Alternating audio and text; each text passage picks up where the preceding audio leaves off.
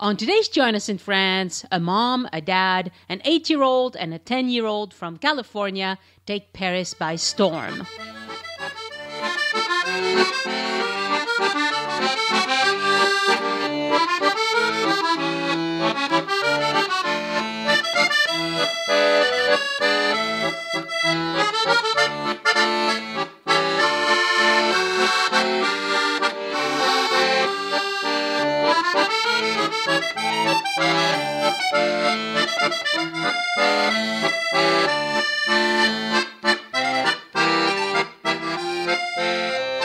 This is Join Us in France, episode 129. Hello, I'm Annie, and I'm here to tell you about my travels and discovery of France, and also interview listeners who visit France and have great tips to share from their own trips to France. I love France. I was born and raised in France. I live here, but in my early 20s, I left to go live in the UK and then the US for a long time, for 20 years altogether. So when I came back, I had to rediscover my own country, and I want to help you understand France better because I, like you, have a passion for travel done right. For show notes and links on this episode, go to joinusinfrance.com/129, the number 129. A lot of people wonder, should I even take my kids to Paris? Will they get anything out of it? Dionne and her husband decided to bring the kids, and they were pleasantly surprised how child-friendly Paris is. They also chose to visit some places that have not come up on the show before, so that was another fun bit for me anyway. I hope for you too. And Alex shows us that if the kids are old enough and like to experience new things, you will make wonderful memories in Paris as a family. If you like this episode, you will probably also enjoy episode 49, which was visiting France with children, episode 111 and 112, which were two dads and a child in Paris, and episode 63 about doing a treasure hunt in the Louvre. And briefly, before we get on with the show, I want to thank the two new listeners who signed up to support me on Patreon this week. April Matheson-Wolf and Rob O'Neill. Thank you very much to both of you, and if you too would like to join the 33 patrons who support the show, please go to patreon.com/join us, and Patreon is spelled Patreon. Thank you. Hello, Alex, and welcome to Join Us in France. Thank you so much for having me. This is a real treat for me. Oh, no, it's fun. You've been very enthusiastic about coming on the show to talk about these things that you did, and you went a lot of places. But today we're going to try and talk about just a few things. Restaurants, Airbnb, especially about you traveling to France with your children. How old are your kids? I have a 10-year-old boy and an 8-year-old girl. Oh, perfect. And did they have fun? I mean, was it a good idea? Sometimes people say, is it a good idea to bring your kids to France? What do you think? Yes. I mean, we had the back and forth, my husband and I, for a while about it. And I think they had a blast. I mean, everything was brand new. And most importantly, I taught them how to say in French, I would like a crepe, please. And the particular crepe they liked. Smart mama. But I had to let them get that crepe every single time, of course. Yeah. Yeah, well, they're only in France for a few days, right? So right. It's not so bad. So you spent 5 days in Paris. Mm-hmm. And then 5 days in the Dordogne, and we're not really going to talk about the Dordogne today. We might on another episode, if you don't mind. And then you went to Italy. Right, exactly. So tell me, compare a little bit going to Italy and going to France with kids. Was it very different or pretty much the same? Or Oh my gosh, that's a great question because you instantly start comparing. And right. I have to say, the last time I was in Paris was with my husband, as an adult, just by ourselves. And I was nervous about Paris because I just didn't remember how nice it would be for kids. Mm-hmm. I didn't know. Yeah. And it was awesome. There are just so many parks and Just beautiful things to see. They loved the food. The people were fabulous. It was just, we were both shocked, like how kid-friendly it was. Well, that's good to hear. That's really good to hear. But, I mean, obviously, Parisians have kids too, and they like to go out with their kids and take them to parks and things like that. But sometimes, I mean, there are a lot of activities that are designed for children in Paris and elsewhere in France, but you have to speak French, right? So, like the Louvre has fabulous activities for children where, you know, an art teacher will actually take them around and show them the painting and say, okay, let's try and use some of the techniques that the artist used. And then they go back to some tables and chairs and they try to do it. It's, you know, it's really cool, but it's all in French, unfortunately. You know, Annie, I just wanted to mention just one thing in terms of comparison to Italy. Yeah. There really weren't that many open spaces like there are in Paris. I mean, they're just in Rome, you know, you sort of think of Rome as just everybody out in the plazas and the Pantheon and, you know, the Capitoline Museum, but in terms of parks, there really definitely no comparison. Paris had way more. Yeah, it's true that Rome is a really dense city and doesn't have that much greenery. The other thing you told me about is that you stayed at Airbnbs. How was that for you and your family? Great. I'd never stayed in Airbnb before. It was excellent. I felt like I was sort of behind the times a little bit, you know, like everybody I know, you know, does it all the time. And this was our first experience and it was great. I mean, this apartment was incredibly well located and I knew I wanted to be in that area, in the Migneret area.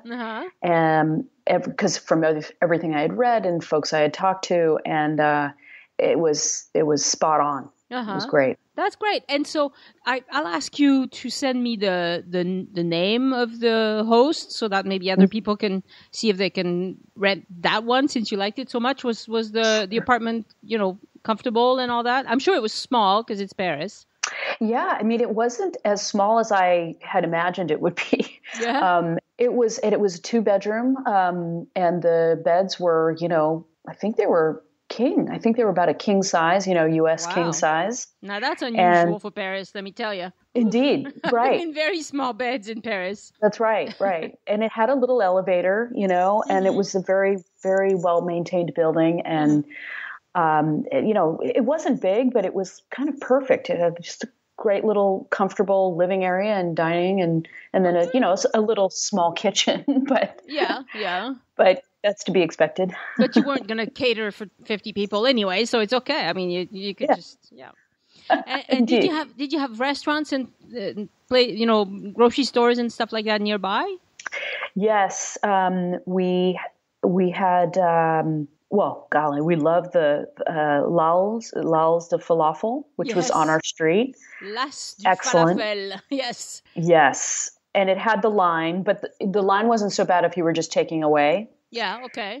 And that was literally on our street. So we definitely had that a few times. Yeah.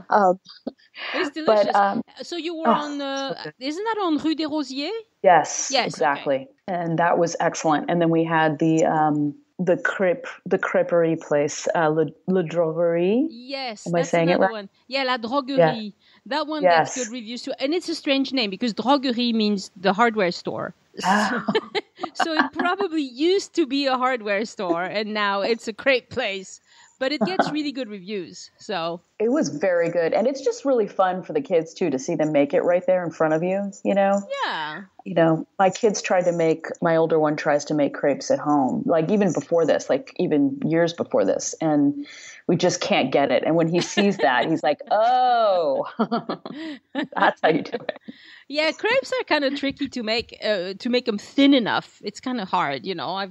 I've resolved myself that my crepes are thick, and that's just how it's gonna be. I just can't make them thin enough, you know. Otherwise, they're full of holes, and then whatever you put inside drips out. It's no good. So that's right. So one more question about Airbnb. Did you?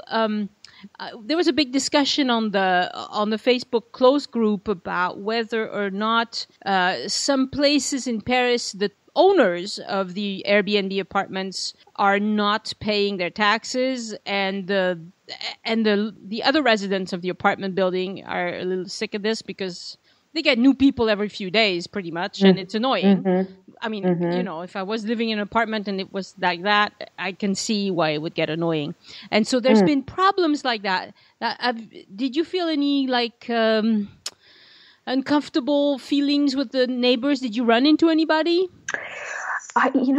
Just as you're saying that, I was just thinking, like, did we see anyone? I think there was one day that we saw somebody, a family that was across the hall, and we were coming out, and we just said hello, and they were very friendly. And but we found out that the owner of the Airbnb he's actually Italian, and he's in Rome, and he's they said he was some sort of film director, and he didn't even really live there. Like it was clearly, in fact, there were no reviews on it when I booked it. And the reason why I booked it was because it was being managed by this woman who has a lot of them she manages. Oh, okay. And she had great reviews. And I emailed her. I said, I see there's no reviews on here. It looks like from your description that it's just been redone.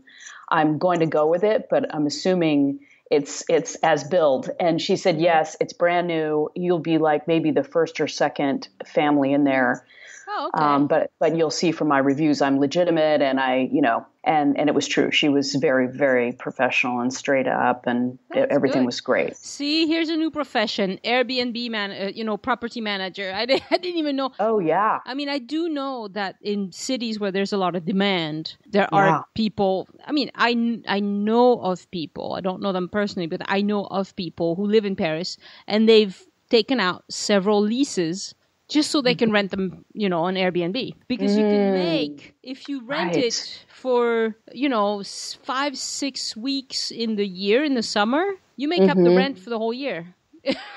Wow. Yeah. It's really incredible because, I mean, I looked at Airbnb for last summer when we were in Paris. And I thought it was really expensive. But, of course, I was doing it too late and all that. So, I thought it wasn't a super cheap way to go either. But well, it's funny. We ran the numbers with like staying in a hotel versus, Airbnb, and definitely cheaper to stay in an Airbnb, but not like crazy cheap. Right. Because we were paying for the area and we needed, exactly. And we needed at least 2 bedrooms, but there's just really nothing compares to like having a place where you can just go and relax, kick off your shoes and not worry about like, we bought a little coffee. They have a coffee maker. We bought milk and yogurt for the kids and some pieces of fruit. Like in a hotel room, you just don't know what to do with yourself. You just can't relax in that way. I like how you put that. You don't know what to do with yourself.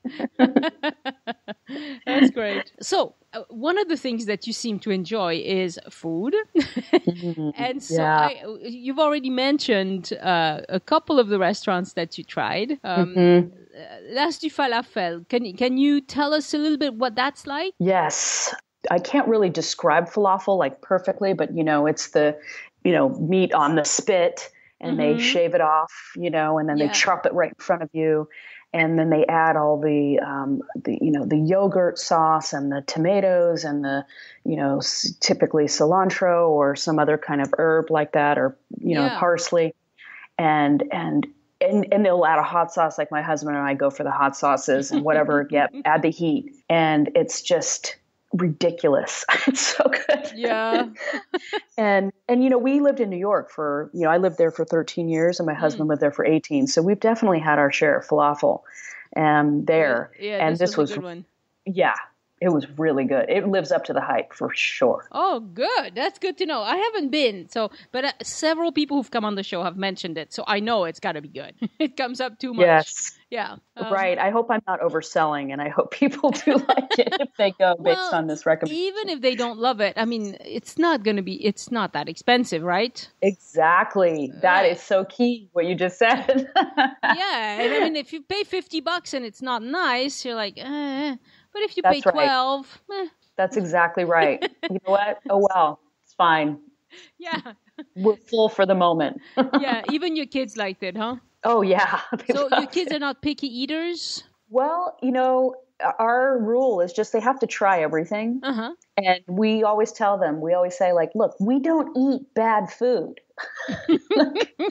Like we are really clear on wanting to eat yummy goodness, Yeah. whether we cook it or eat it out. So you Right. got to kind of trust us a little bit on this one. So, That's really good. so typically they do. They're like, okay, I'll try it. And then they go, hey, can I have that? I'm like, no, whoa, whoa, whoa. You can't have mine. Well done. That's really good. Yeah, I've got a bunch of kids are funny that way. I'm sure people who raise their kids the way you're doing it could end up with picky eaters. Yeah. Oh, But sure. but sometimes parents are like not manipulating their kids properly, I think. Yeah, that's right. We're supposed to Well, we say manipulate like, them a little bit, right?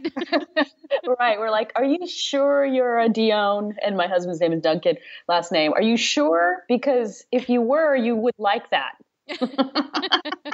Excellent. So that's a good way to put it. All right, la droguerie. So that's crêperie. Do you like savory crepes? I had this. I don't know how long you've been listening to the show. You've probably heard Elise, right? You know who she is. Yeah. Yeah. She says that all the Americans she's had in France, in Paris with her, don't particularly like crepes. Mm-hmm. And I was like, how is that possible? Crepes are really good. The savory crepes, anyway. They love the sweet stuff, but not the savory. What did you think? Yeah, that's a good question. My kids, of course, love the sweet. Mm-hmm. And my husband and I love the savory. Okay. And I don't, they tasted ours, but they still preferred their limon, and sucre, sucre, Yeah, sucre citron. Oh, yeah, that's really good. That's citron, my favorite right. crepe. Yeah, that's my favorite crepe. Yeah, but my husband and I really loved the savory, and I think I'm trying to remember what we got in ours. Definitely egg, and I think potatoes, and I think mine might have been more Moroccan flavored.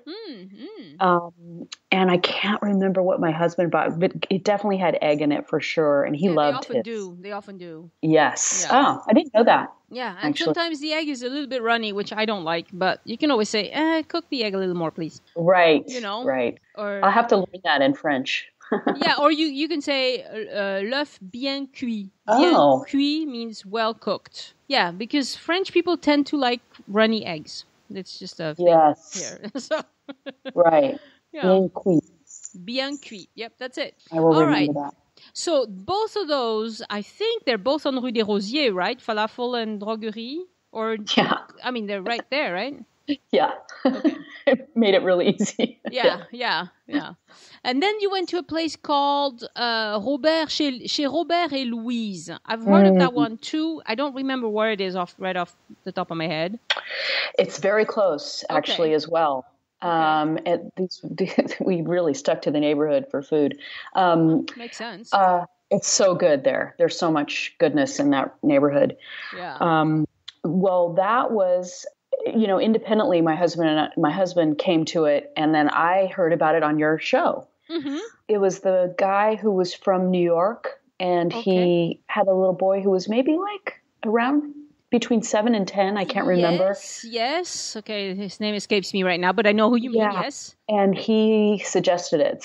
Or he had gone there, and I looked it up. It was the episode called Two Dads and a Child in Paris or something. That's it. Yeah. That's it. Yeah. And I looked it up, and I was like, well, that looks excellent. And it was.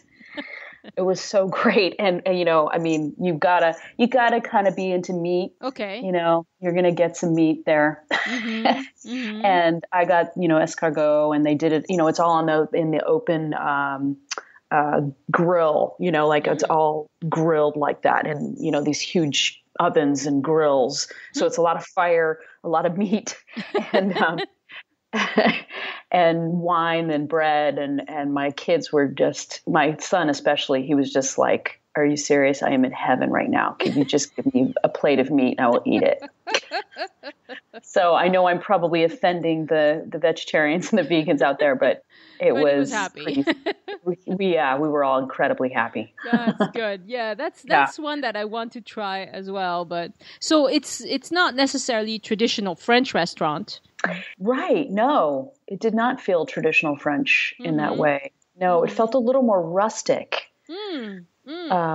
A little more like, they have like, you go, well, we sat in the basement part of it, where you go down, and it just felt like it's, like you can imagine like pictures of the pewter mugs that they would pour like mead into. It sort of had that vibe to it. It was sort of pubby and a little more relaxed. So it was like kind of fun to be there with kids. But it was a nice clientele. It was young and old. Yeah. It felt great there. I love that place. Yeah, I just went to their website to look it up. It says Restaurant de Feu. So it's like the open fire restaurant, I guess. So maybe it's a little bit like a Brazilian barbecue kind of thing? Yeah, it had that vibe to it. That vibe, okay. Yes, right. Sounds good. It looks good. I think I'm going to have to try that next time I'm in Paris. Yes. So there's another one that you liked, Avenue Rap. It's called Del Angelo. Now, this one gets several reviews that say these people are rude. So, but it could be just French people that, who knows? It's funny. I saw that, and afterwards, and because we try to really do our homework beforehand, but we had left the Eiffel Tower, and it just, the timing of it, we were, of course, still being slightly jet laggy. You're just sort of wandering sometimes, and we literally passed by it, and I looked it up quickly, and it seemed to be okay. Yeah. And it was packed because it was is it the World Cup or no, the soccer? It was the soccer tournament thingy? Yes. Yeah. Yes. EuroLeague. Yeah. And it was like full of those folks with the, the jerseys on and, just getting all excited. And so we're like, well, let's just try it. And we got in like within, 5 minutes or so, and they were absolutely lovely. Yeah. Okay. Super friendly. Yeah. So this one is definitely an Italian restaurant. It's in the 7th arrondissement. It's like not too far from the Eiffel Tower. Probably, I don't know, 10 minutes walk, maybe 15 minutes walk. The pictures look like a traditional Italian place. Probably the kind of place I would like to try. I don't know. And it was really good. I mean, the pizzas were just kind of perfect, like just individual sized pizzas, perfectly cooked. The sauce was great. I honestly, it was right, just what we needed. Sometimes you have to take these reviews with a grain of salt. Sometimes people just write stuff. You're like, yeah, well, whatever. You thought you paid too much or something. Maybe you're a cheapskate. Who knows?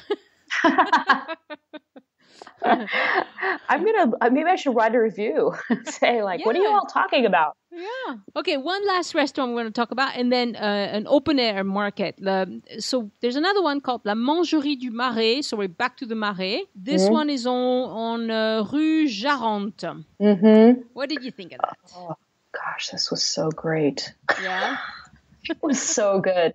So it was more tapa style, like Spanish. Yeah. And right when we walked in, we actually made a reservation because I thought, it looks very popular, and I think we were eating so late because it's so light out till 9 o'clock, 10 o'clock. Sure. So I thought, we should just make a reservation on this one. We don't want to be wandering around and get shut out. So we made the reservation, and right when we walked in, they, greeted us. They were very sweet. And then they handed myself and my husband, a little shot of limoncello, Italian. Yeah. Nice. And then they gave our kids a kid version. of that. I hope it was the kid version because I actually didn't taste it. I sort of just looked at them and my son instantly downed it. I was like, geez, I hope that didn't have alcohol in it. No, But I he wouldn't think seemed so. fine. Yeah, I wouldn't think so. But that was very sweet. And then, It looks yeah, nice inside. The so pictures. cute. Yeah. Oh, it is so cute. There's a couple really very sweet restaurants on that street, and I'm trying to remember what some of the other ones were. But right on the street, there's like 2 or 3 right there that any of them looked fabulous. Mm-hmm. This one it looks like a tree is growing out of one of the tables. Yeah. Yeah. Really nice. It's pretty big. I mean, it doesn't seem like it, but it has like 2 storefronts. And then there's upstairs and then a downstairs, and we sort of sat in the downstairs area, and it's a little bit communal, if I remember correctly. Like they have sort of communal tables, but we were there early enough that we just had our own table, and it was the food was great. That's good. Yeah, it looks really good. The chairs kind of look like 70s chairs or maybe schoolroom kind of chairs. It's very unusual. The look is very unusual, but it looks cool. Yeah, and the downstairs is sort of cave-like in a sense, with like the vines growing up over. It's like you're in a wine cellar, Wow. Cool. And I really enjoyed it. It was so good. Very good. All right, so now let's go to the Bastille market. Mm-hmm. That one is on Boulevard Richard Lenoir. So probably Parisians are listening. Some of them will call it le Marché Boulevard, le Marché Richard Lenoir, and other people call it Marché Bastille, which is how we do this in French anyway. So what did you think? Gosh, great. I mean, I love open air markets. I love, here of the farmers markets we have in LA. And then, of course, I used to go to them all the time in New York. Sure. So we just love this. And we got, of course, my son got his citron and and he just said, "Hey mom, can I get a couple euros?" And he just literally went up and asked in French. And the woman was sort of surprised, my French is not very good, but I was just like, just say, "Je voudrais un crêpe, s'il vous plaît, avec, citron et sucre." And then when they give it to you, say, "Merci." Yeah, excellent. Now, I don't know if you know this, but this market is actually over the Canal Saint-Martin. Oh, no, I didn't know that. Yes, because the Canal Saint-Martin it's like 5 kilometers long, a little over 5 kilometers long, and 2 kilometers of it is covered. And so this Boulevard Richard Lenoir is part of the covered part of Canal Saint-Martin. So you were walking right over the canal and you didn't know it. No. Oh, wow. Yeah. I wish I'd known that, actually. It's huge, this market. Yeah, it's a big market. Yep. Oh, it's massive. I couldn't believe how big it was. Yeah. And they had, we actually tried some paella. They have the guys there with the huge paella pots going. And of course bought some fruit and various things. Basically, we just ate breakfast there, and it was, we just ate whatever was there. So do you remember were you on your way to something else? Do you remember? Or did you go there several times? That was our first time there. We knew we wanted to see it. And it was on the Sunday before we left, I think. It's on Sundays, right? Yeah. Yes, it's on Thursdays and Sundays. Okay, right. So it was the Sunday. We knew that was the only time we could catch it. So we were on our way to the Art et Métiers museum. So we knew we had to be there sort of in the afternoon. We thought we'll just sort of make this a rambling day and went there. And of course, that's when we saw the oyster people. Right. That's one of the things you said, that your son tried oysters. There's even a picture, right, of him. I think you sent me a picture. Oops, are you there? Uh-oh. I lost you. Annie? About that, my internet connection dropped. Oh, don't worry, please. Yeah, sorry. No, and I think I hung up on you the second time you called. No problem. So, we were talking about the marché. Oh, yeah, your son trying oysters. That's what we were talking about. Yeah. Yeah. My son and my daughter, both tried them, 2 apiece. Ooh. And I don't know why exactly. I mean, that was one I was like, look, you don't have to. I get it. I'm going to. Uh-huh. And so the guys are, shucking them fresh there. Uh-huh. And what, of course, sort of inspired me was that early in the morning too. Was these 2 English ladies were there, and they were like laughing and having them, and then he poured them some like light, bubbly wine with Yep. it. I was like, oh, how lovely at 9 o'clock in the morning. I want that. and and I, and I was like, oh, I'll have some oysters too, please. Yeah. And I'll have some and of he that. said, sure. And then my kids were like, okay, well, we'll taste that. And we're like, what? Cool. You will? Are you sure? And I'm And like, they, look, if you eat it, you can't spit this out because that's really bad news. uh-huh. And they So didn't. they didn't. They thought it was okay. Yeah. Excellent. They are But adventurous eaters. when I heard the 2 dads guy, Mm-hmm. and he was saying, I remember him distinctly saying that, his son would try things in another country that he wouldn't try in the States. That's And true. that is exactly what was going on, I think. Yeah. That's exactly, when in France, so Yeah. they just went for it. And they like that. They sort of wear it as a badge of honor. They're like, yes, I certainly did. Yes, I can do this. Right. Well, there are a lot of French kids who won't eat oysters, so there you go. But of course, they're in their own country, and so it's not. Maybe they're not as adventurous, but yeah, I know a lot of French kids. Mine will occasionally eat one, but just one. Like she's like, nah. And of course, Yeah. I'm glad. If we're at a big family thing and we all get a plate with 6.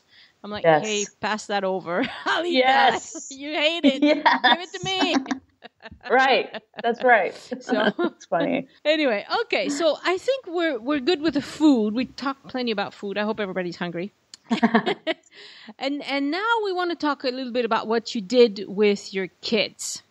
The first thing I had on the list is there's a garden in that was close to your apartment. It's called Joseph Migneret. It's a little public park that opened recently.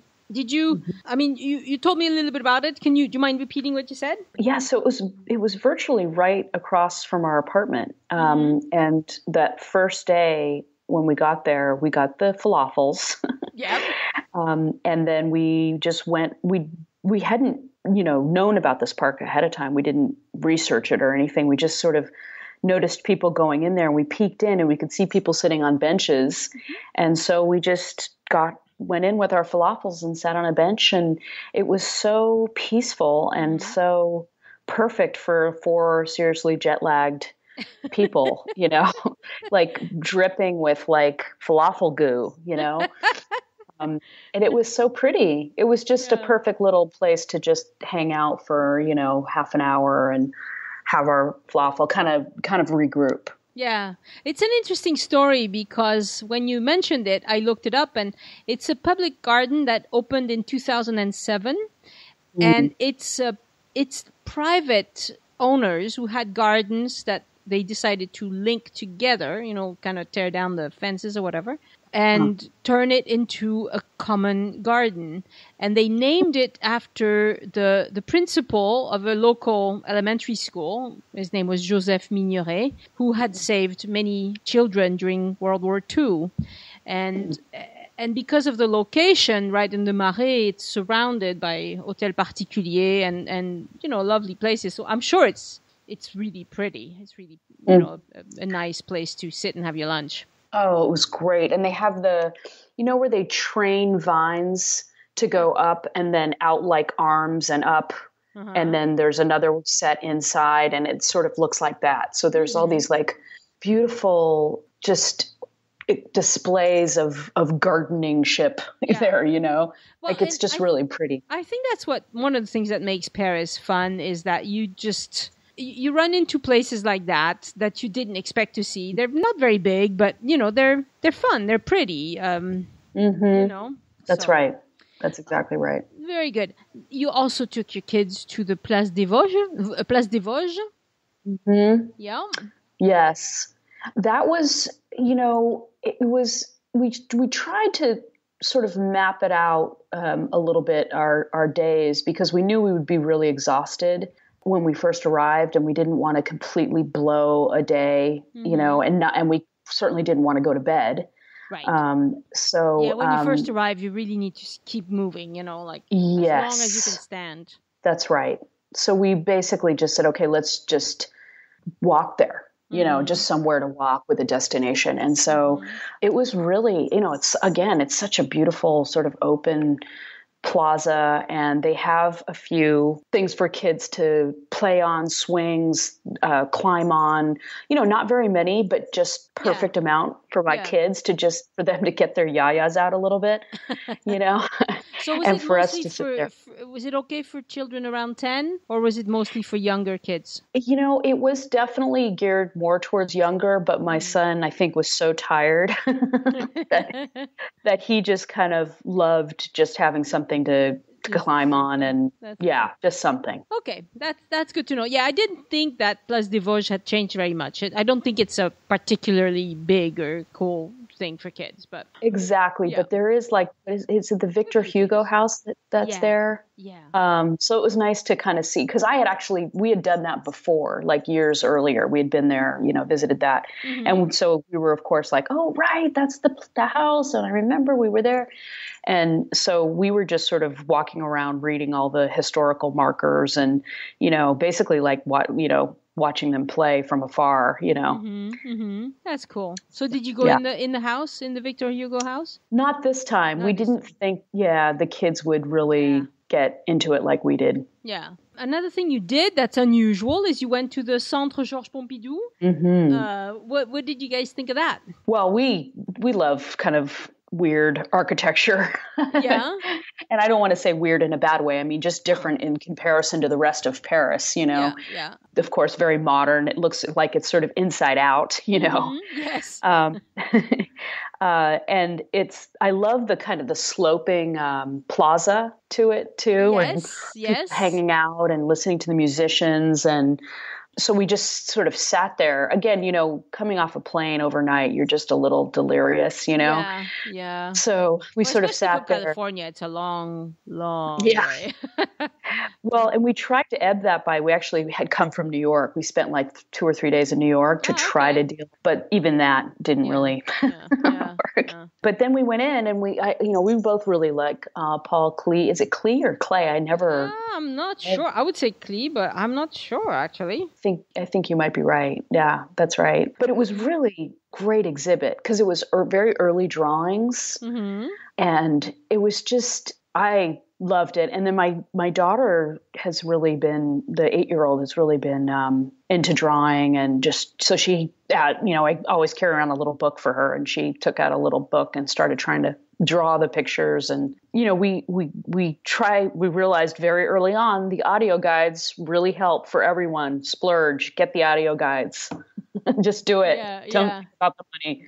Yeah. And it's not that much, but when there's four of you, but it works because the kids will listen, and they'll drag you over, and they'll say, listen to this one, press blah, blah, blah, So is this, do they have a specific audio guide for children, or is it just a general audio guide for everybody? As far as it's just general. Okay. So I remember, just general. Yeah.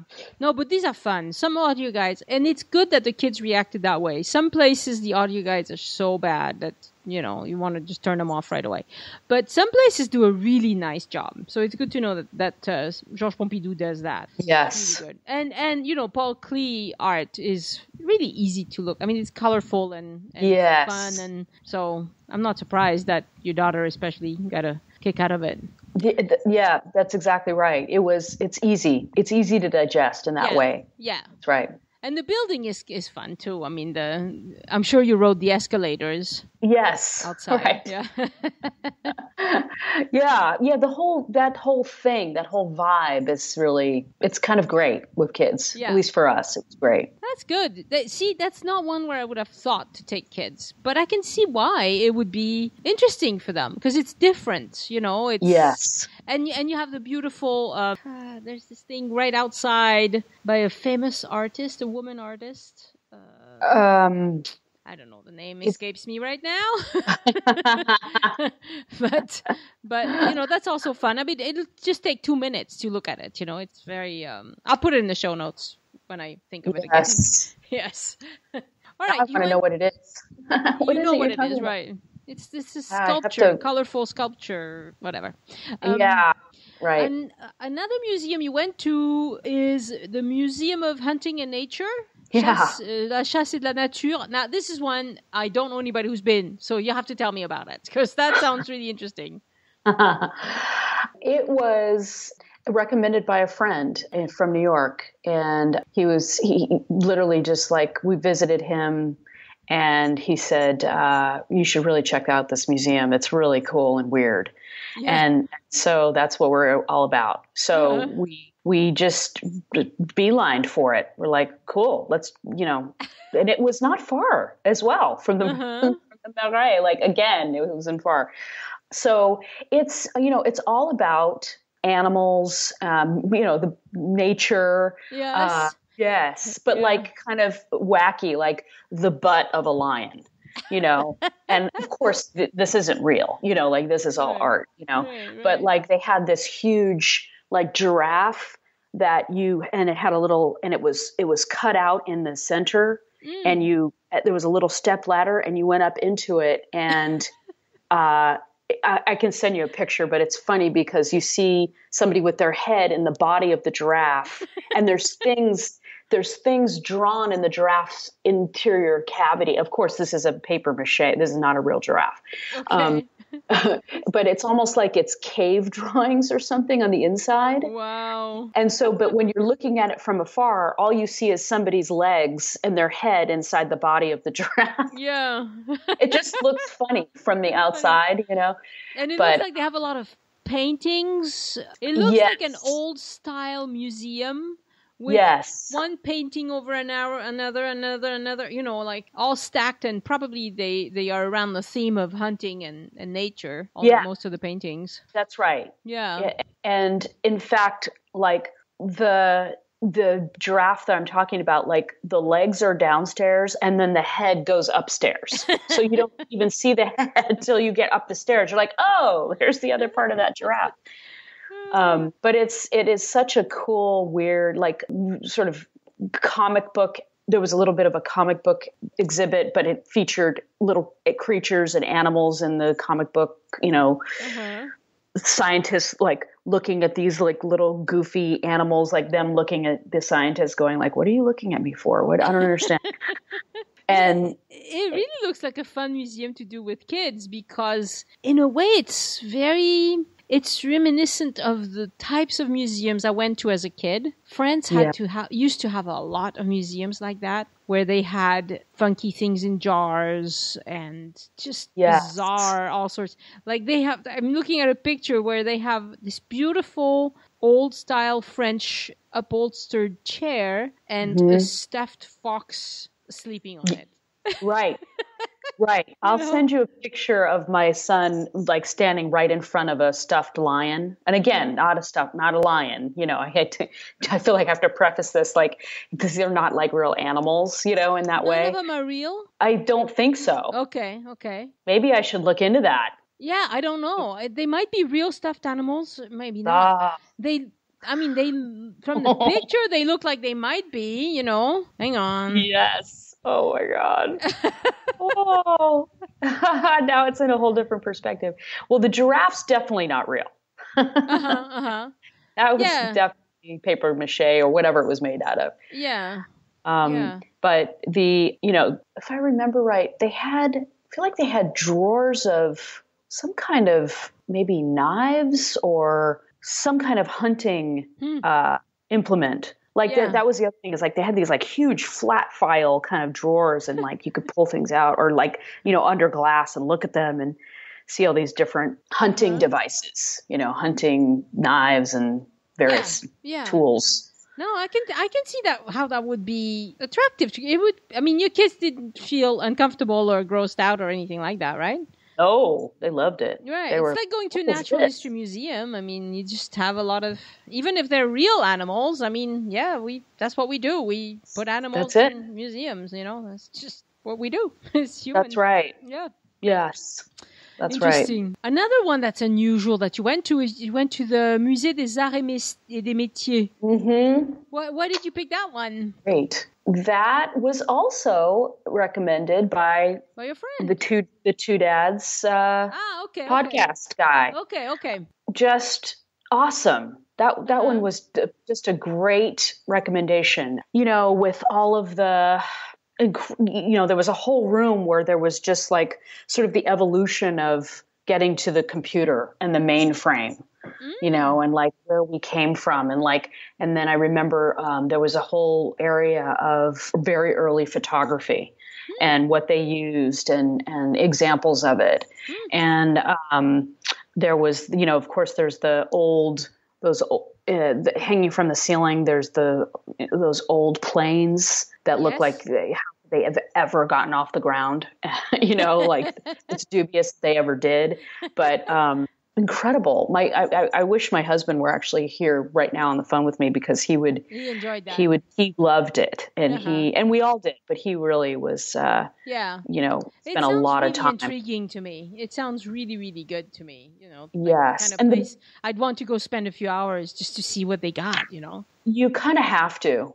You sort of have to commit. When you do that, and I think that's what we also were. You have to decide, like, okay, we're going to this museum and it's going to be at least 2 or 3 hours. Yeah. Like we have to go with that and make sure we're loaded up with food, our bellies are full. And did they have very much in English in both the Arts et Métiers and the Chasse et Nature? Do you remember? Art et Métiers definitely did. I remember being able to read it. And the Rosier-Joseph, is that how you say it? Chasse et Nature, yeah. Musée de la Chasse et de la Nature. De Nature. That one, I recall, didn't have as much in English. Okay. All right. But that was okay. That was fine. There was so much visually, there was so much to see. You didn't because, about it. If it's done well visually, then you don't really need a lot of and most people don't sit and read the explanations anyway, right? I mean, a few do, but most people and you can't read everything, Right. Yeah. You also went to the catacombs. Yeah. What was that like? Yeah.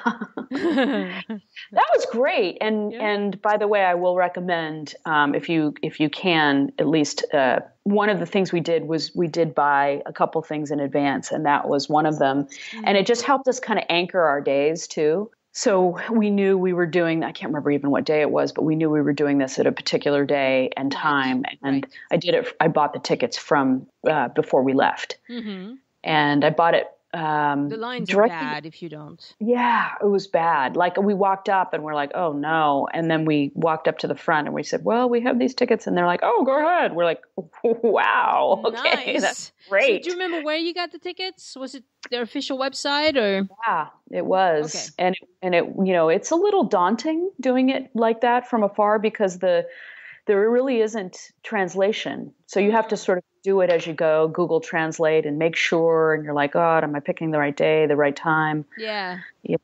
And but it's so much better than standing in line for an hour or two. I mean, honestly. Yes. Yeah. If you happen to that day, you would rather have done something different. Well, okay, but is that not better than standing in line for so long? So for me, exactly. There's no question. And because also it's a fairly long tour in and of itself. So, when if you have to stand in line for an hour and then do it, like you're almost, worn out. Yeah. Well, and there you have stairs, so. Right. Yeah. They didn't complain about the stairs, the little ones. I'm sorry, you cut out a little bit. Your kids didn't complain about the stairs? No, they were fine. Oh, good. Good kids. They loved it. They're up for that kind of weird, like, where are we going? What's happening? Oh my God. That's great. They weren't creeped out because, it is kind of sobering when you think. It is. These are all dead people. I think it was just more fascination. Just like, what? These are bones and big skulls? What the? Yeah. Like, what are they here? Like, of course, that's where you really just want to know Yeah. what you're looking at here and Yeah. understand that, because they Yeah. ask a lot of those questions. Yeah. Yeah. Well, I'm sure you explained, that just a collection of old cemeteries that they emptied over the years and they just stacked them all up that way. Yes, And, exactly. And yeah. then I think we read, wasn't there some issue with either flooding, or they were being dug up, or they were, I can't remember what the history was now. And I remember we had read about it then. Of course, amazing how these things escape you. Yeah, you read it and you're like, oh, how cool. And then 5 days later, oh, I don't know. Exactly. Then it's gone. Yeah. But there was something about bringing them all to this place, right? Weren't they sort of scattered and they were all over. There were cemeteries all over Paris, and they just had to make more room, because people keep living and dying, and so they had to. Right. Yeah, that's right. what they had to do. Yeah. That's good. Yeah, our kid was a little younger when we went, and she was like, "Oh my god, that's a lot of dead people," But yeah. So we did a little math and said, well, a lot of people are born and a lot of people die every year. It's just that's life. What I wondered is, were they stacked like that? Yes. How long did it take to stack that? That's incredible. Yeah, I don't know how long it took, but yes, they did stack. So they sorted the bones and then stacked them. So you don't really see many bodies with full skeletons. You just see like a bunch of tibias and a bunch of shoulder things and a bunch of, it's an interesting way to stack them. But I think they did that because that way it was just more efficient. Oh, wow. It's just, yeah. Because it really feels like an art piece. Yeah, it kind of does. It kind of does. But I don't think they did it for art. I think they did it because it was efficient. Oh, wow. I didn't realize that. Yeah. All right, let's go now to the Jardin du Luxembourg.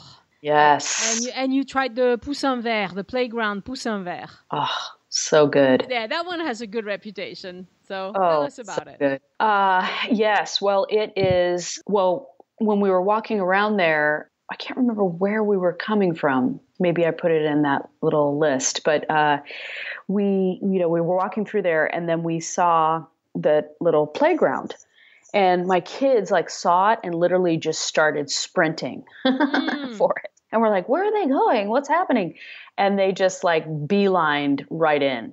And all of a sudden they're on these zip line, the little zip line thing. And they're like, yippee, yippee. Yeah. And they just kept going around and around. And we were just like, okay, I guess we're hanging out. Let's get for a little bit. Yeah. Yeah. And it was over an hour for sure. Yeah. And we ran into some people who were also from the U.S. and they had a daughter about the same age as my daughter, and they were just they also had another friend there, and the kids were just going crazy. It was so fun. That's cool. And I thought, wow, I wish we had something like that. I haven't seen that kind of play structure ever. Really? It was that different, huh? Yeah, just at a playground. I've seen things like that, at a special location, maybe a kids' museum kind of thing, but I haven't seen that just in a playground. Mm-hmm. And so this is really good for kids. In what age ranges do you think? Probably young, 4 or 5, although the 4-year-old you probably would have to keep after. But I'd say, 5 to, my son's 10, he'll be 11 in October. So at least up till then. But I think also, again, when you're in another country and you're not you're not with your friends or whatever, you're just going to go back to having fun. Yeah. Yeah. So I think you could even depending on the kid, go up to age 12, Mm-hmm. And they would be just let their kid out, Mm-hmm. and enjoy themselves. My kid loved it. So did you also walk around the rest of the Jardin du Luxembourg, or just Yes. Okay. Yeah, and just kind of walk through it. That day was oddly a little rainy, so we just were we were outside, but it was sort of just strolling through those beautiful trees and the pathways lined with those gorgeous trees and the big, what is that, like the big lake pond where they sail the boats, where they have the little motorized boats. Yeah, that's pretty. That was very pretty. Yeah, that's such a great. It's a nice walk, it's just a nice walk. And you see a lot of people. I mean, I don't know if you had anybody sitting on the benches if it was kind of rainy, but you have people who just go there and hang out for hours and they bring a book and they just sit there and they read a book. It's fun. Yeah. I really, I was a little bit, I remember before we left, I read that, you can't go onto the grass, you can't, and I thought, oh, that's a drag. Like you can't just kind of maybe lay a blanket out and lay down and catch but there's so many other things sun. You can do, and they do provide a lot of chairs and benches and things like that, so it's not so bad. That's exactly what I thought. Yeah. That's the addendum. Yeah. It actually was great. If I have a good chair, I would rather sit on the chair than on the grass myself. So indeed, right. That's right. It's more comfortable for me anyway. So right. Yeah, very good. For the Eiffel Tower, you did the behind the scenes tour. Yes, that was really fun. Yeah. That was really great. Yeah, the guy we got, Philippe was his name. He dressed as sort of a World War I flyer guy in like a jumpsuit, with the old school goggles, with the leather, and he was so sweet and funny and told us, a bit about the history and the Eiffel Tower and how it was made. And he was taking on a character, and I wasn't sure if this character was real and he was sort of fictionalizing him or if it was completely fictional. Right. But he was like, and I flew and I jumped off, parachuted down, and I met the woman of my dreams, and my name was blah, blah, blah, blah. And I'm like, okay, is that a real person? And I was tired, and it was, I'm trying to understand, like everything he's saying. In French? It was in English. It was in English. You can request English, yeah. Okay. But then they take you into sort of the belly of the tower where they show you the pistons and how it works, how these massive multicolored pistons, and how it takes the elevator up and down. And then he turns into a different character. Wow. And he kept saying, we're going to meet the guy who runs this, who runs makes the elevator keep running and works properly. Okay. And then he comes out he dressed slightly differently. And, and of course my kids were like, what? I know you're the same guy, but it was funny. I was like, wow, he really, and it wasn't just my kids. There was like a couple other kids who were like, wait a minute. Who is this weirdo? Is that the same guy? Because he changed his hat, he changed his clothes. I don't even know how he did it so fast. But anyway, he was very funny. And we went up to, you skip that initial line and you just go to the second level. That's pretty sweet. Yeah, it was great. And then you go outside, sort of outside. He takes you into this little sort of through a little gate, and then you're in on the second level, but you're in an area where the general public isn't. Mm-hmm. And it's a little more just, you see where it's sort of built and put together, and he takes some pictures of and you. Stuff like that. Yeah. Exactly. You take some pictures, and so you feel like you've gotten a little bit of the inside look. Yeah. And again, skipping the line is worth money. I mean, huge. And we did that in advance too. Yeah. And we did that through a company called, is it Viator? Viator. Yeah, Viator. Yeah. And it was very easy. Yeah. Really easy to use that website. Yeah, and that website is, I'm sure that's all in English and everything, because that's a big company. Yeah, that's a big company. Yeah, and they have a lot of tours. There's all kinds of things you can do through them. Yeah. A lot of stuff. Yeah. Very good. Yeah. All right, so you saw Notre Dame, but from the outside, and same with the Pantheon. Why did you decide to just see the outside? And well, it's funny. The first time we walked by it, I think it was just the timing of it was a little. It was just on the heels of a long day, and so we just walked by, and the Pantheon I think was closed. Oh, okay. And it's one of those things like, okay, we're not coming back to this side of town, Right, you right.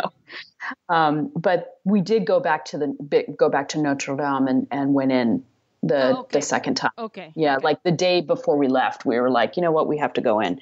If And you we don't had have a huge line, usually, even if there's a big line for security, it moves kind of fast, doesn't it? it was so fast. Yeah. That's exactly right. Yeah. And it was the last day we were there. We're like, we just need to go in and, see it, light a candle, just sort of be a part of things for a minute. If you went to Rome afterwards, and you probably went into St. Peter, it's St. Peter is so much bigger, but still it's Notre Dame is of that kind of size of building that if you've never been in a cathedral that big, you're like, wow, until you get to St. Peter and then you go, oh, right. Yeah. Yes. We actually, we didn't actually go into St. Peter. I think saw it, but I've seen it in the past. And I think also what's amazing is just the history of Notre Dame and how it was built. And it's sort of fascinating. Like the idea that they could pull off the structures at that time in history. Yeah. It's pretty remarkable to me. The mind, isn't it? Yeah. And even children can understand that. They're like, I have no idea how they got all these blocks up there. Like, how do you do that? That's exactly right. Yeah. We read that and we were like, God, can you believe that they did this? Can you imagine? And they're like, how? Wait, how did they do that? Yep. Like, I have no idea. Yeah, it's a fascinating thing, and it really broadens the mind of the kids, because they've seen stuff that well, there's a lot of things in the world I can't explain yet. There it is, Right. So maybe I can grow up and learn a lot of things and maybe understand better how they happened. That's right. Yep. Oh, the other thing you did that's really unusual is the Musée du Quai Branly. Yeah. Yeah. What made you decide to do that? Well, it was after the lunch at the Italian restaurant. Yep. And I kept seeing it. Like the outside of the building is really amazing. It's got all the greenery on the outside. Yeah. It's sort of a really cool modern, architecturally. Yeah. And we just wandered over there. I said, well, let's just go see what that is. Because I didn't realize, I had read about that museum and I had bookmarked it before we left, but it never sort of wound up in our schedule. And so as we came close to it, I was like, oh, this is that museum. Wow, weird. That's sort of fortuitous. And we were like, well, what the heck? Let's just check it out. And it turned out to be really kind of, I would say it's probably not, if you're coming to Paris for the first time, it wouldn't be a place you would necessarily go. No. Yeah. I agree with that. Yeah. I mean, it is a really cool building. And when you come in, it's really beautiful. That sort of vertical garden is really interesting on the outside of the building. It's not far from the Eiffel Tower. Yeah. And you get good views to the Eiffel Tower too. That's right. Yeah. Yes. And the inside, it takes you sort of in a spiral almost. Well, like you head up this pathway inside and it takes you almost to the top at the start like the of Guggenheim. Yes, sort of like that. There's that, yeah. That's right. Yeah. But it's funny. It's not, you don't immediately know that that's what's going on, but it sort of just draws you in and then you're just in it. And, the exhibits are costumes from like samurai, the samurai times or, like the African masks. Yes. It's a lot of African art. Yes. Right. And then Asian too. And again, got the audio guides. Helps tremendously. Yeah. And we were, I think what I realized, and it's funny, it's taken me however long, years, 30 years at this point, to realize that like, if you can dig into something like that, like you look at maybe a mask or something, you're like, like, but if you really hear about it, you're listening and you look at the detail of something and you're like, wow, you really appreciate. Yes. You're like, it's really easy to walk past stuff and not notice and not think.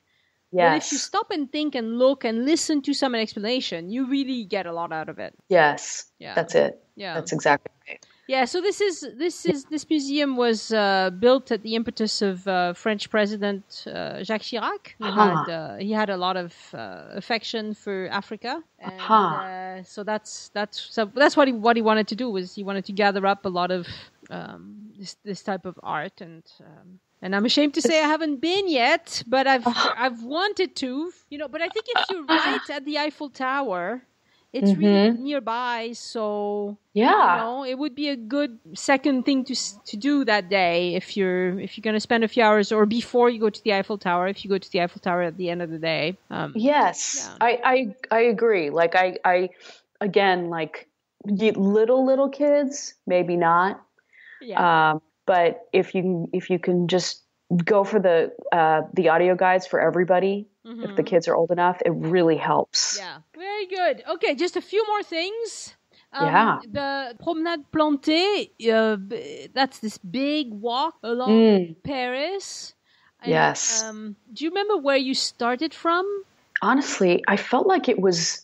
So we were coming from the Bastille Market. Yes. Yes, it's really close to that. Yeah. And we literally saw the stairs and walked up. I think that might have been the beginning. Okay. And I tried to look it up where it was exactly that we started. And then it takes you all the way to Père Lachaise. Yes. Did you walk all that way, or you didn't quite go that far? We did not. Okay. We did not go that far. Okay. And I'm trying to remember where we came down, but we were on it for a good 45 minutes at least. So were you above ground the whole time, or did you walk on the streets some as well? Above ground the whole time, but there was that moment where there's like a sort of a beautiful little park, and then the bridge goes like over the park. Yes.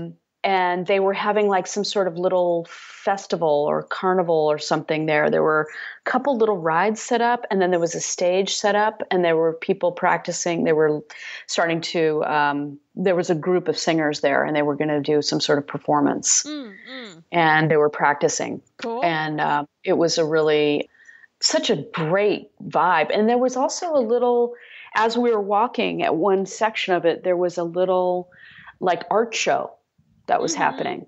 And there were all these individual artists there, and they, at every however many meters, there was another person set up with some artwork.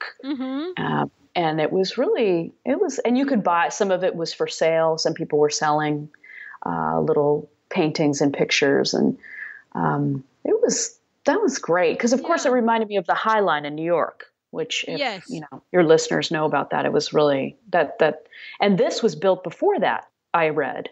Yes, I think it was. I think it's older, but I mean, I haven't really looked it up in a while, but I think that's correct. Yeah. I wondered if they had gotten the idea, the New Yorkers had gotten the idea, because it's very, very similar. Cool. Yeah, it's beautiful. Yeah, Love sounds like a fun walk. I mean, if you have good weather, it would be pleasant, I think. Yes, exactly. Yeah. It was great. Kids that need to get the wiggles out. Yeah, indeed. That's right. Okay, two more things. The Musée des Arts Forains. Yes. That one gets really good reviews, so I'm assuming you guys liked it too. Oh, so good. I mean, just the exterior, the crazy, beautiful sculptures on the outside, just the sort of old factory vibe of the place, brick building with all the vines and the beautiful lights hung. You're transported. Yeah. It just has this incredible feeling about it. And then our guide, his name was Liber, like liberty, Liber. And so it's in French. The tour is in French. Okay. And you can't do it without a tour. So we booked that in advance too. Okay. Directly on their site. And he spoke English, and what he would do is everybody else was French. or at least understood French. Mm-hmm. And he said, I'll just do like a quick translation for you guys. That's On the nice. side. Yeah. And That's so nice. he spoke French to them, and then he would say, okay, so basically what I'm saying is, around the 1800s, the blah, blah, blah, blah, blah, blah, Mm-hmm, mm-hmm. It was great. He was great. Yeah, that's cool. Yeah, I really appreciated that, because I heard after that there aren't that many of them that can do that. That will do that, yeah. Yeah. No, that's So, really good. That's really good. yes. All right, so the last thing we're going to talk about is the bird market. Yeah. I had heard about it again from your podcast, and I didn't necessarily think that we were going to do it, but that's the day we went back to Notre Dame on that Sunday, and it was there. I was like, oh, the bird market. Yeah. Yes. Mm-hmm. And it was funny because I remember that dad, that guy you interviewed, saying like, yeah, just beware, your kids will want to take a bird home. and that is exactly what happened. That was so funny. I was like, wait, my kids were like, what? Can we take a bird? Come on, we can have it in our house. I was like, are you serious? I was like, wait a minute. Did you listen to that podcast? Yeah. I was like, yeah, no, that's not happening. I'm sorry. So do they have a lot of kinds of birds, or? Yeah, but they seemed, from what I saw, and I didn't see the whole thing because we were sort of on our way to Notre Dame, like before, we were going to go eat. So, but I saw just mainly like the little ones, and I don't even know what they are. But just like little, I was expecting to see big ones, parakeets or whatever, or, parrots. But I just saw little guys, like maybe they are parakeets. Maybe, but that's kind of frowned upon anymore in France. Like, okay. Yeah, these are long-lived animals. You shouldn't have them in captivity. That's indeed. Yeah. Agreed. That's what I've heard. Yeah. Yeah. 100% agree with that. Yeah. Oh, how fun. So, yet again, we have a person who came to Paris and managed to not drag their kids to the Louvre. Oh, we did. Oh, you did? We just didn't talk about it. Annie, I can't believe I didn't talk about it. We were there for 6 hours. That was crazy. Dang. That's a long time. It was a little too long. Yeah, and your kids didn't riot or anything? They broke down at one point, and we realized that we were all hungry. So we're like, okay, well, there's just weirdly a little bit more that we all want to see. So let's just eat quickly in the Louvre, which I wouldn't necessarily recommend. It was fine. It was whatever. Nothing to write about. Yeah. But again, having the audio guides, weirdly, the time just flew by. So that's the secret. That's your secret with the kids is get the audio guides. Yeah. No, this is really good. Even after 6 hours, I am done. You know what I mean? Like after 2 hours, I'm done. But weirdly, we walk out of there, we're like, wait a minute. You just spent 5 days in Paris. You did a ton of stuff. We were cuckoo. Yeah. Did you have to like set the alarm in the morning, or what did you do? No? Weirdly, one of the days we did for sure. I think that might have been the Eiffel Tower day, because we didn't know how far. The tour. Yeah. Yes, and that I think is the thing that really helped for us is anchoring the days, booking these things in advance on the different days, and that we were like, okay, we know we need to be at the Art et Métiers Museum by 3, so let's make sure we hit this and this before. Yeah. And but get some lunch preferably, because Yes. I mean, it is Paris. You could eat whenever, but still. Yes. Yeah. But there were some days there was one day I remember in particular, we didn't get out of the house till like 10, which is really rare for us, because we're usually up pretty early. And I remember we just sort of, jet lag is brutal. Yeah. But one place that I wanted to just mention that was really great too, and that was coming off of the Promenade Plantée. Yes. And then we went into the Parc de Bercy. Is that how you say it? Bercy, right. That is such a great park as well. Yeah. What a beautiful park. So is it Bercy or La Villette? I thought it was Bercy. Okay. So it's Parc de Bercy, all right. Because Parc de la Villette also has a ton of things for kids. Ah, okay. So this was on our way to the Musée des Arts Forains. Okay. So which is in Bercy. That's right. Yes. And they have that cinematic museum there, or a cinema, Musée de Cinéma that was there too. And we unfortunately didn't get in there. I really wanted to, but that looked like a really great, because we love film as well. So, but we walked through that whole park, and there were people, working out, and there was like a little pond, and there was bridges, and I mean, beautiful, lovely. Yeah, that looks like a fun park. Oh, so good. And then it led into that funny little, is it Bercy village? Village de Bercy? Bercy, Village de Bercy? Maybe. Yes. I only ever go there for sporting events. I don't know. Oh. I just go for basketball. Oh. So, that's great. I didn't know that was there. Didn't see that. There's a big arena. There's a big arena for sports. So a lot of finals of French teams, various French teams of basketball, handball, whatever. The finals are held at Bercy. Oh, okay. So, well, we walked through the park into the Village de Bercy, which is also very cute. Lots of families. And that's where you can also, they have them a lot of places, but you could get that ice cream that's in the shape of a flower, like a rose. Yeah. That's pretty. I can't remember that. Yeah, it's sort of, I know it's sort of kitschy, but it was very sweet, and the kids kind of dug it. And then it led right into the Musée des Arts Forains. Like that was a great day. That's good. That's really good. So you did both at the same time. Yes. So that filled your day pretty much, I would say. Yeah. It was like the Bastille Market, the Promenade, the Bercy Park, the village, and then the museum. Awesome. That's kind of crazy.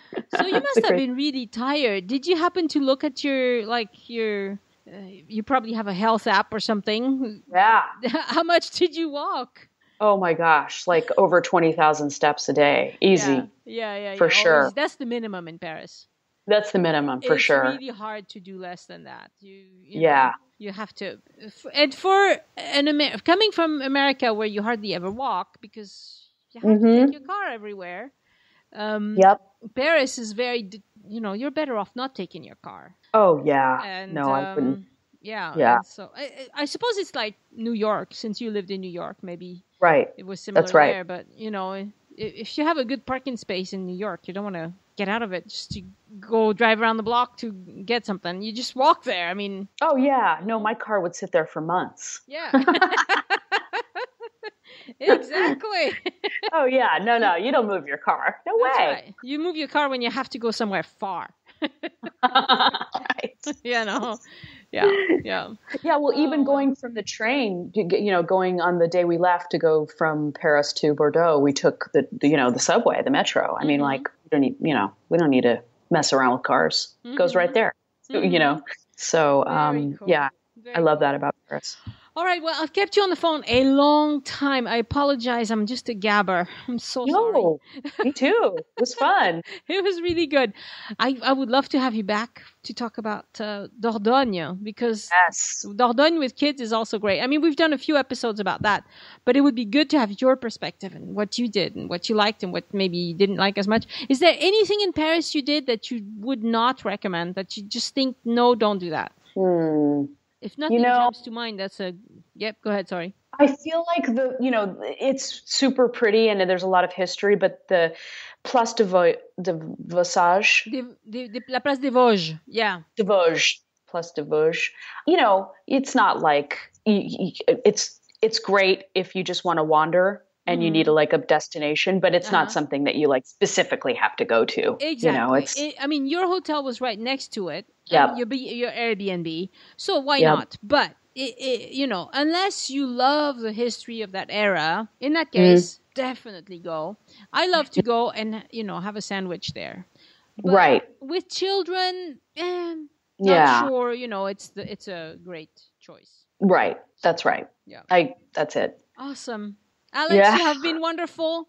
Oh, thank you so much for sharing all that. I will definitely make a big deal about get the audio guides. Yeah. Because that's good advice. That's good advice even for grown-ups. Yes. But for kids, kids, they go to school. They're used to listening to people telling them things. Yeah. And so you think, the audio guides is going to be boring. But to the kids, it's like, a person is telling me stories. So this is good. That's right.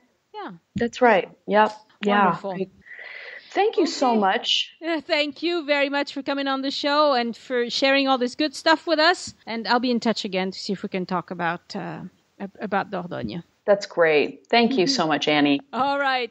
Thank you. Take care. Talk to you soon. Bye. Okay, very good. Bye-bye. Bye-bye. Hi, guys. It's Annie again. When you go to joinusinfrance.com, and I hope you do, you will see two important sidebars. The one on the left is there to help you find the information you need. Episodes are categorized by region, for instance, Normandy, Southwest, Paris, Alsace, whatever, but also by show type. There's a category for trip reports, another for transportation, another for food and wine, museums, etc. So, if you have an idea what you're looking for but you can't remember the details, you can narrow it down by using the sidebar on the left that says episodes by categories. The sidebar on the right is where you can shop for hotels, car rentals, flights, and earn the show a commission. This is no different than what TripAdvisor does. If you read TripAdvisor reviews and you book a hotel, they get a commission. You pay the same price for that hotel regardless. Well, it's the same for joinusinfrance.com. If you listen to the show and enjoy it, when you are ready to book, go to joinusinfrance.com first, click on those banners on the right of the website, and shop around. This episode is licensed under the Creative Commons Attribution Non-Commercial No Derivatives International License.